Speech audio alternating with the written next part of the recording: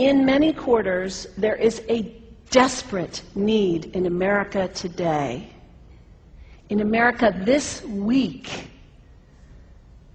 for a healthy dose of religious humility. There are too many people getting too much face time on television who claim exalted status for Christianity and who are demeaning other faith traditions, particularly that of Islam. And my friends, this has got to stop. The trigger for this latest wave of intolerance is media coverage, many of you have seen it, about a plan to build a Muslim community center 2 blocks from Ground Zero. The center will have a mosque, an auditorium, and a pool. It is modeled after YMCAs and Jewish community centers all across the country. For all I know, it's got locker rooms and childcare. Now, to be very clear here, reasonable, faithful, caring people can disagree about how they feel about this facility being built so close to Ground Zero. But that does not justify the wave of fear and suspicion that has washed over this country over the last 10 days. The media are now calling this a wave of Islamophobia that is sweeping across America. I saw a story this week on CNN about a minister in Gainesville, Florida, who has declared September 11th of this year Burn the Quran Day. Thank you for your reaction. That was mine. This guy is a minister at a non-denominational church called the Dove World Outreach Center. He said all kinds of disparaging, insulting, inaccurate things about Islam that I'm not going to repeat from this pulpit. His message is about hate and fear, and I can assure you there is nothing in the Gospels, there is nothing in the teaching of Jesus Christ that says anything about burning the holy texts of other traditions. It is not there. The proposed burning of the Quran is obscene. It is not the work of peace. It is not the work of understanding. It is not the work of building bridges. It is insanity. Now, the good news is there are a lot of groups, a lot of churches, even the National Association of Evangelicals, who are condemning this action and urging the church to cancel their event.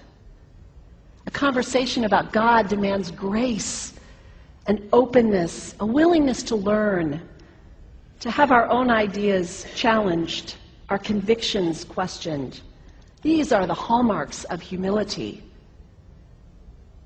When I was in seminary, I read from someone whose name is lost to me now, when you speak of God, your voice should shake a little. You know, Jesus had no time for religious know-it-alls.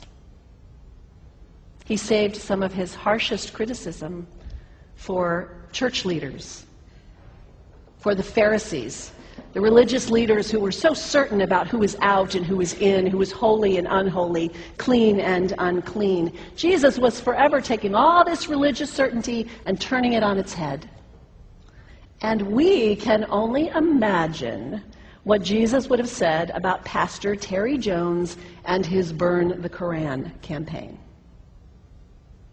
I think he would say, this has got to stop. Followers of Islam believe that the Quran is a collection of revelations received by the Prophet Muhammad from God about 1400 years ago. They believe that Muhammad was the last of a series of prophets and teachers and messengers that included Adam, Moses, Jesus, Abraham, all names revered by us as well. The word Islam means peaceful surrender to the will of God. The Quran was written at a time when the Muslim people were being driven from their homes, persecuted, and killed.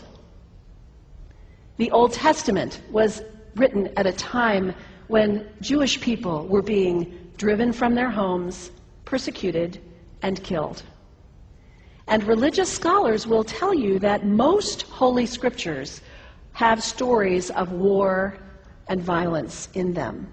Throughout history, most faiths have used these texts to justify violence. And if there's anyone in this room at this moment who's thinking that I've got it wrong, after church today, pull out your Bible and look up Psalm 137.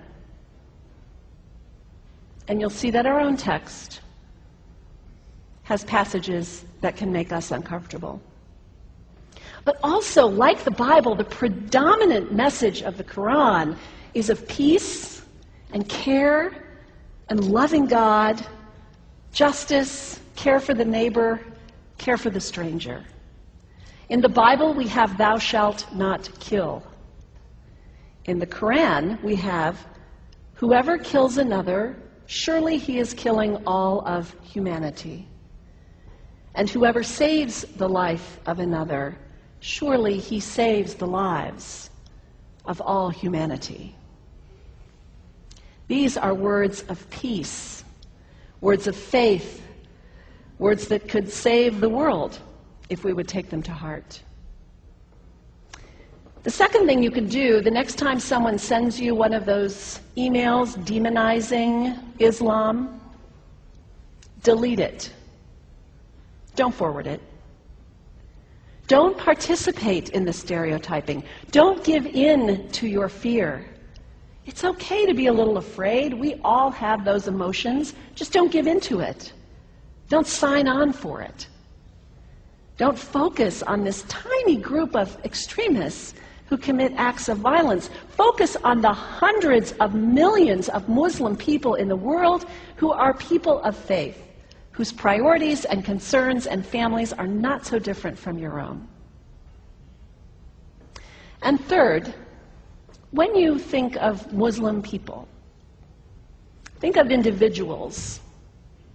Think of the professor at Ohio State. Think of the engineer at Honda. Think of the teacher at the elementary school down the street.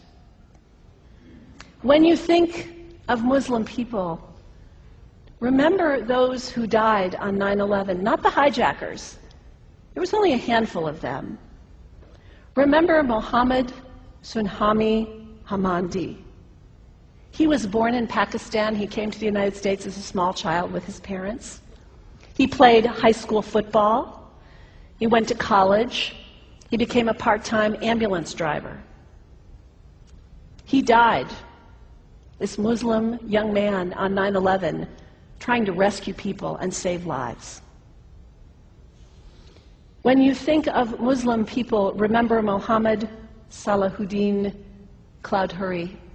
He was a waiter at Windows on the World, which was at the top of the World Trade Center. He died that day. His wife had their baby 2 days later. When you think of Muslim people, remember Rama Salih. She was a woman, 28 years old. Her neighbors described her as fun and outgoing and generous. And she died on American Airlines Flight 11, 7 months pregnant with her first child. Remember the founder of the Islamic Circle of North America, who worked in the World Trade Center and also died on September 11th. That same group now is giving away tens of thousands of copies of the Quran in response to the campaign about burning the Quran. In the language of their own tradition, they are spreading words of faith and peace and hope. One of the ladies at the 8:30 service this morning said to me after, maybe we should declare September 11th, buy a Quran and read some of it. It is for us to share our message of love and hope and peace, but let us do it with grace and respect, and above all, humility. God grant us, as individuals, as a nation, as Christians, the humility for this work.